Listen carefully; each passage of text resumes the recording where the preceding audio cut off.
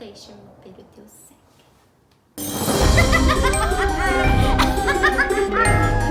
Bem-vindos, meus glóbulos vermelhos, a mais um programa da vossa Saróloga especial de Halloween. Peguem na vossa caneca de chá, de leite quente, de café ou de sangue e fiquem cozy comigo porque hoje é uma noite de histórias, de terror. O vídeo de hoje é sobre a grande, a grandiosa, a única, a especial Dama Sangrenta! Ah, cá a primeira vampira da história, pois. Não foi o Drácula, não.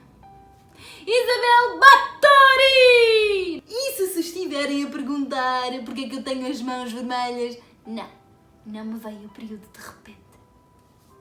É porque vamos falar da afamada Dama Sangrenta. Mãos vermelhas, sangue, as barbaridades que a senhora fez. Ou não. Se calhar é mito, se calhar não é. Isabel Báthory, aka Condensa Sangrenta, aka Condensa Drácula. Porque, percebem? Vampiro mais famoso da história. Mas ela que é, tipo, tecnicamente a primeira.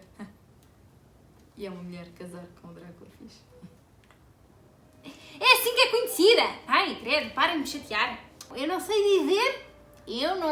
dizer o nome da terra onde ela nasceu, mas eu vou tentar, por isso não me trateis mal.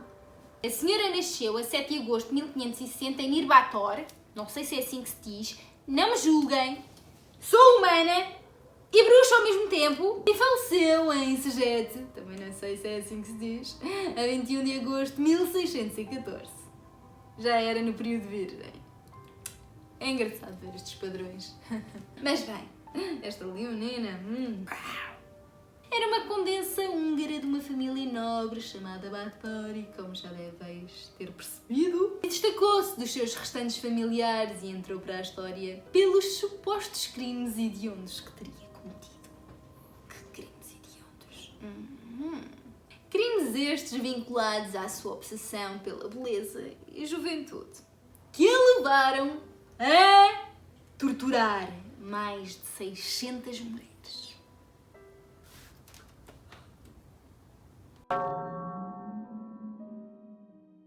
Os Báthory eram uma das antigas e mais nobres famílias da Hungria. Isabel era filha do barão Jorge Báthory, irmão do príncipe Andras de Transilvânia, e a sua mãe, Ana Báthory, irmã do rei da Polónia, Estevão Báthory. Ou seja, eram de uma família muito importante! O sangue azul, vermelho, amarelo, ruivo, corria-lhe nas veias. Ruivo? Porquê que eu disse ruivo? Era vermelho! Era sangue vermelho como o das vítimas! Mas que interessa? Já sabemos, eram podres de ricos, podres de nobres, podres de poder, só cheira a finório. A Isabel cresceu numa época em que a maior parte dos turcos tinham conquistado terras húngaras. Território este que teria servido de campo de batalha durante muitos anos, entre os exércitos do Império Otomano e da Áustria dos Habsburgo. Logo, as diferentes crenças e valores afetavam ambos os povos que ocupavam o território. Uns de um lado, outros do outro. Eu acredito nisto, eu acredito naquilo. Não, eu é que tenho razão. Não, eu é que tenho. Ah, é? Olha, porrada. Ah, não, eu é que dou. Não, eu. A família Báthory foi um exemplo perfeito disso, porque era uma família muito religiosa e o seu seio familiar, bem, estava um pouco dividido. Uma vez que foram católicos e romperam para o protestantismo. Isabel cresceu na propriedade da sua família em Exed, na Transilvânia. Transilvânia, queria tanto ir lá. Aos 11 anos, Isabel ficou noiva do primo. Vou casar a rapariga com o primo. É o mais óbvio. É o que faz mais sentido. O conde Ferenc Nadasti era o tal primo com quem ela se deveria casar com 11 anos. a viver no castelo do seu marido primo, Nadasti, em Sarvar, que também não sei se é assim que se diz. Aos 14 anos, a rapariga estava aborrecida e pensou: vou engravidar de um camponês. E depois arrependeu-se. E pronto, teve que esconder a gravidez do público. Escondeu a gravidez do povo, pariu a criança e deu a uns camponeses. Porque, bem, não a podia ter, como é óbvio. E supõe-se que esses camponeses foram pagos para fugir com a bastarda. Pronto, e como nós já sabíamos, a rapariga, a Isabel, estava noiva. Ficou noiva, foi viver com o primo. Mas não estavam casados ainda. Mas já foram viver logo juntos. A rapariga ainda nem tinha 15 anos, já estava a parir um garoto. Vejam as coisas na altura, como é que era? Isto era normal. Não sei se era normal, mas era normal. Não era normal, era ser de um camponês. A rapariga foi viver com ele, não se casou com ele e em maio de 1575 casou finalmente com o primo. Não, ela não fugiu, ela não foi a noiva em fuga. Ela ficou com ele, mesmo tendo traído e parido e outro. Ou seja, ela tinha 15, ele tinha 19 anos. Sim, porque, como já devem calcular, todos os homens eram sempre mais velhos do que as mulheres. Porque senão... Fertilidade! Eu quero uma mulher fértil! Eu não quero uma mulher que já está com os pés para a cova. Como a sua posição social era mais elevada do que a do seu marido, ela recusou mudar o seu apelido para o do Ferenc, que não interessa para nada, e ficou com Báthory. Eu sou Báthory! Eu ficarei com Báthory! O teu não presta. Aceitou mudar ela o nome para Báthory! Em 1568, o Ferenc tornou-se comandante-chefe do exército húngaro e, ora, portanto, liderou-os contra os otomanos. Isto levou à sua ausência de casa, teve muito tempo fora, ela tinha a casa toda para ela, a casa, quando eu digo casa, ela tinha um castelo, aquelas trapas a fazer. Mulher, sozinha, que aos 14 anos já tinha parido um filho de um camponês. Vai lá ele, levar na tromba, e a pensar, posso esperar por chegar a casa, ter tudo arrumadinho e uma mulher à minha espera. Mal ele sabia. Mas foi muito por causa da ausência do marido dela que... Não estou a culpar o marido, mas foi esta liberdade que ela teve, que nem todas as mulheres tinham e que queriam muito ter, que ele levou a tornar-se uma pessoa um pouco exigente, um pouco bruta, um pouco violenta, porque ela precisava de exigir respeito dos criados, ela precisava de os pôr no lugar. Foi por isso que, a partir daqui, a disciplina, o controlo e o comportamento arbitrário e a sua crueldade vieram ao de cima. Só que os criados dela eram essencialmente meninas, mulheres jovens. E os seus comportamentos sádicos começaram a evidenciar-se. Começou a fartar-se de maltratar apenas os criados e começou a fazer visitas às aldeias mais próximas. Para quê?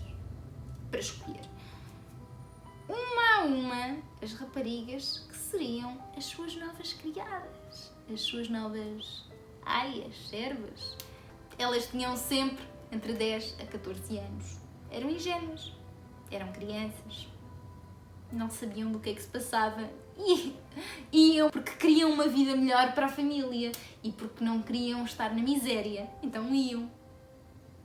É um castelo. Ela é da realeza, ela é da nobreza. O que é que me pode acontecer de mal? Tudo. Não era só isso. Porque é que eu disse que ela escolhia a dedo? Ela não escolhia a dedo só, eu quero uma loira, uma morena e uma alta e uma baixa. Ela escolhia a dedo. Porque essas crianças precisavam de ser crianças que ninguém iria notar a sua ausência. Crianças de famílias realmente muito pobres, pessoas que não fizessem falta à aldeia ou que não tivessem família ou que fossem de facto muito pobres e quase andassem a viver na rua. Elas não podiam ser notadas caso desaparecessem. Suspeito, não é?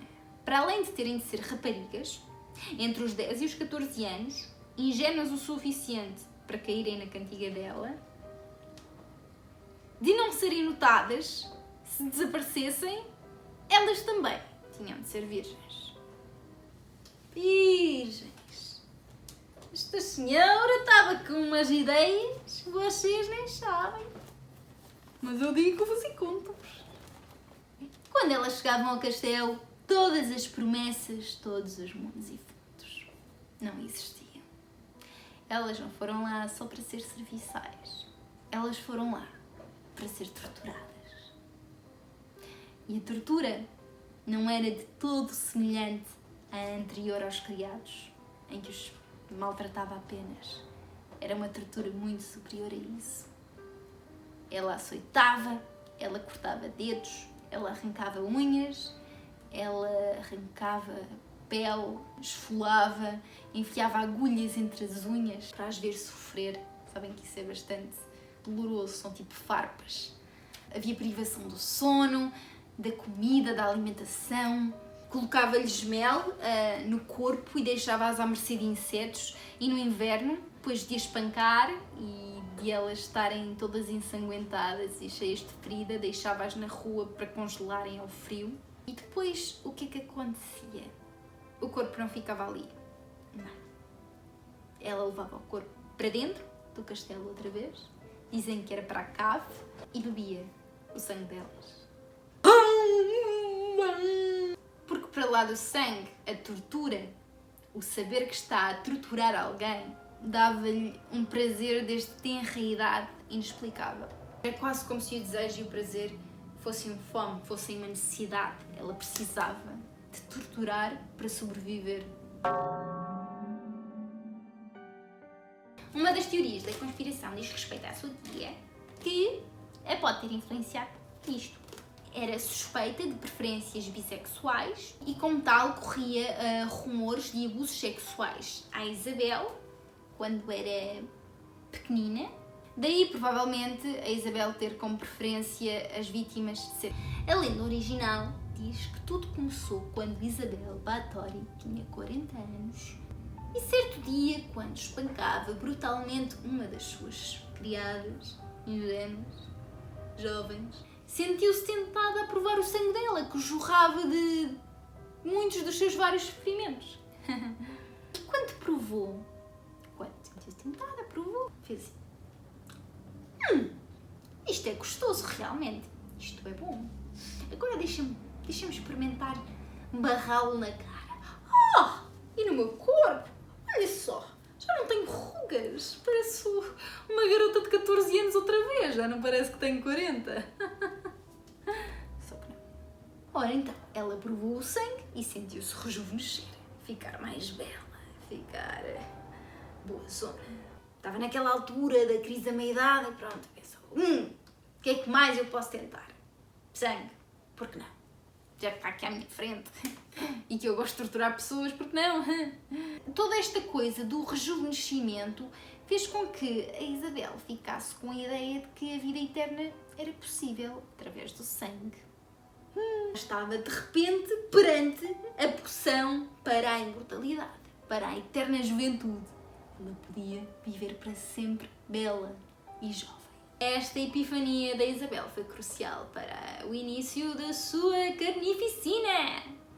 Uma das teorias para os seus comportamentos em adulta eram as suas convulsões, possíveis ataques epiléticos, que tinha muito quando era pequena, que eram descritos por um intenso rancor, frustração, raiva, comportamentos incontroláveis, como se estivesse possuída. Tenham em consideração a mentalidade da época, por favor. Um dos tratamentos para a epilepsia na época era colocar uma gota de sangue de uma pessoa saudável nos lábios da pessoa que está a ter o ataque, ou mesmo beber sangue e roubar a energia vital dessa pessoa saudável. Isto foi uma das muitas teorias da especulação sobre a Isabel Báthory e da sua cena por sangue, a sua tara, panca, fetiche por sangue, e por detrás dos assassinatos de mais de 600 mulheres. Ou seja, a procura por uma cura, uma droga para a sua doença. Outra das grandes teorias sobre a crueldade da Isabel era baseada na sua família. Ela cresceu num ambiente onde eram dados castigos desumanos aos criados. Portanto, punir cruelmente os dela era uma coisa normal para ela. Se cresceu num ambiente assim, percebem? Ela aprendeu que era assim que devia lidar com os criados. Porque ela era superior, porque ela era nobre e porque era assim que se tratava os que eram inferiores a ela. Além de que também dizem que lhe ensinaram práticas satânicas e de bruxaria. Não acredito. Acho que é estúpido. Acho que isto é só estúpido. Acho que isto foi só a igreja a inventar. Ou o povo com medo da igreja a inventar. Tipo, não me faz sentido de todo. Faz-me sentido a parte lógica da família de se comportar de determinada forma e ela replicar esse comportamento enquanto adulta. Agora, as práticas satânicas e a bruxaria só porque ela era cruel não fazem sentido. A mim parecem comentários de católicos ressabiados. Mas é só o que eu acho. Porquê que eu digo isto? Porquê que eu digo que eles são os ressabiados? Porque não existem provas de rigorosamente nada. Nada de que ela pudesse ser isto. Ou de que a família dela praticasse alguma coisa relacionada com satanismo ou bruxaria. No meio de tudo isto, especula-se que, de acordo com os registros históricos, no arquivo de Budapeste, podem ir ao arquivo de Budapeste porque estão lá os registros históricos, que Isabel Báthory teria torturado e assassinado mais de 650 mulheres. Pois, já não são 600. 650. E que teria sido a maior assassina em série de sempre. Porque, pronto, nunca ninguém a apanhava e ter matado tanto. Não era do tipo, vai lá, minha filha, mata mais uma. Quando chegares às 650 diz, que aí já denuncio. Mas antes disso, está à vontade. Continua a vida. Continua. O marido dela na cana. Continuava lá na batalha e tal. Não esteve lá sempre. Ele não esteve lá sempre. Ele voltou muitas vezes para casa e ela continuou a mandar com o marido lá. Como assim? E não fez nada? Não. Verem que era submisso. Verem que não iria dizer nada. Acatava as ordens da Isabel, fazia o que ela queria. Não se importava com nada ou talvez só não quisesse estar informado dos comportamentos que a mulher tinha e viver na ignorância para não sofrer. Porque a sabedoria é sofrimento. Contudo, também há teorias da conspiração que dizem que ele poderia ter sido seu parceiro nos crimes que cometeu. Quando Ferenc morre, Báthory decide fazer o quê? Matar com mais frequência! Não sei. Estava aborrida e matar, pronto, era agradável para passar o tempo. Não só começa a matar mais, como também a frequência, a intensidade da tortura também aumenta. Que importa? A dada altura, em 1600, com a intensidade de crimes que estavam a acontecer, o pessoal começou a suspeitar, isto aqui, a frequência de matar dela não é normal, a rapariga já não está boa da cabeça, isto não era assim uma todos os dias, era para aí 3 por semana, como assim? Então é que ela se descuidou e deixou simplesmente de matar pessoas que eram Zés Ninguéns para começar a matar pessoas que lhe apareciam à frente e ela gostava de matar. Não é nada demais. Então pronto, as pessoas começaram a reparar na quantidade de raparigas que ia para o castelo, nunca mais voltavam, nunca mais eram vistas. Depois da morte do marido, ela mudou-se para Viena e foram feitas várias acusações na corte de Viena ao facto dela matar mulheres. Mas só no verão de 1610, ou seja, 10 anos depois do marido ter morrido, as autoridades húngaras iniciaram uma investigação. Contudo, o principal objetivo não era a sua condenação e encarceramento, mas sim confiscar-lhe os bens e suspender os pagamentos da dívida do seu marido ao rei Matias II. O rei Matias II determinou que o responsável pelo caso seria Turtsó e acabou por conseguir arranjar 300 testemunhas. Tanta gente que afinal sabia! Muitas destas 300 testemunhas eram pessoas que trabalhavam no castelo, mas que nunca teriam dito nada, com medo de serem as próximas vítimas. Quando Turtsó finalmente consegue entrar no castelo para investigar, adivinhem o que é que ele encontra? Vários cadáveres e uma sala de tortura.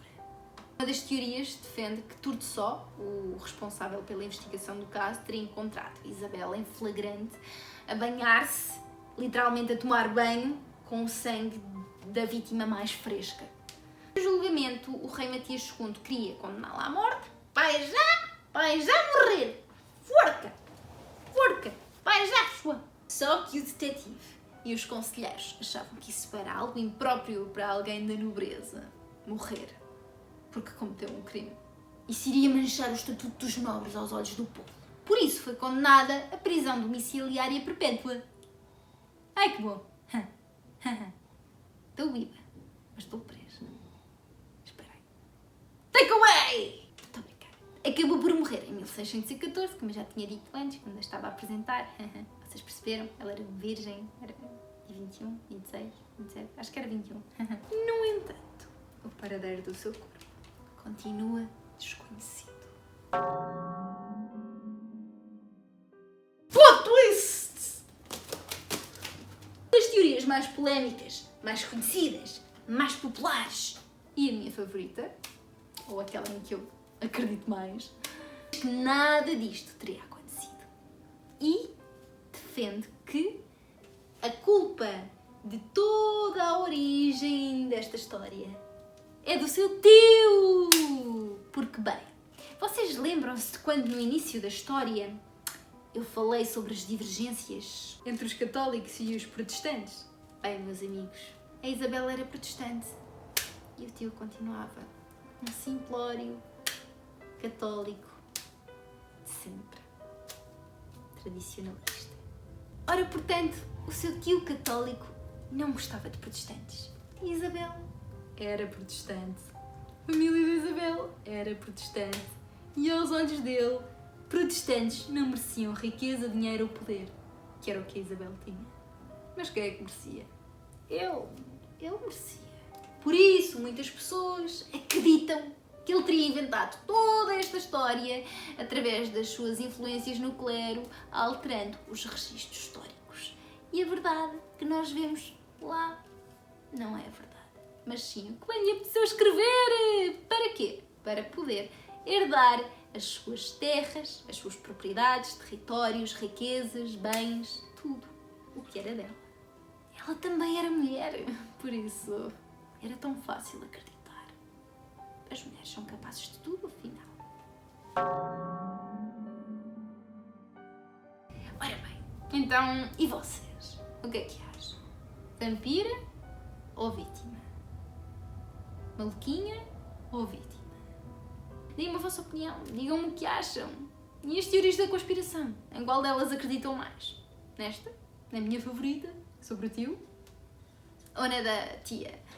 Ou noutra qualquer? Pessoalmente, a minha favorita é esta, mas em combinação com a da tia. Porque claramente que a rapariga poderia ter problemas herdados através dos comportamentos familiares, através de aprendizagem, reconhecimento do hábito, e no futuro ficar assim um bocadinho deslocada e ter determinados comportamentos suspeitos dos quais o seu tio utilizou como provas para poder inventar coisas. O que acham? Verdade, mentira, vampira, bruxa, satânica ou vítima? Eu já não tenho mesmo mais nada para dizer, por isso sabem a que parte do vídeo chegamos? Foi um gosto, foi um prazer, obrigada por nos trazeres uma história finalmente assustadora, Sara, e baseada em factos reais. Se vocês forem um arquivo do Budapeste, facilmente encontram as falsificações do tio dela. Agora sim, desamparem pessoal a loja.